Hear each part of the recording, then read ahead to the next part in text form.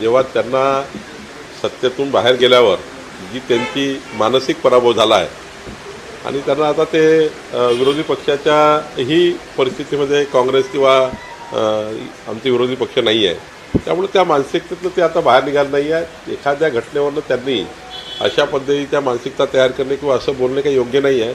आमची महायुती भक्कम आहे, प्रचंड मोठं बहुमत आहे. आमचे निर्णय योग्य पद्धतीने करण्याकरता आम्ही थांबून करतो आहे.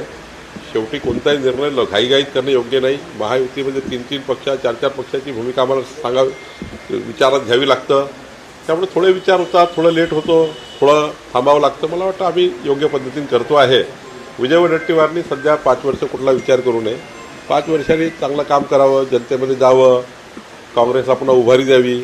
नंतर आमच्यामध्ये जे काही ते सांगतात हे झालं ते झालं, आमच्याकडे लक्ष न येतात, आमच्या महायुतीकडे लक्ष देतात. त्यांनी महाविकास आघाडीकडे लक्ष द्यावं.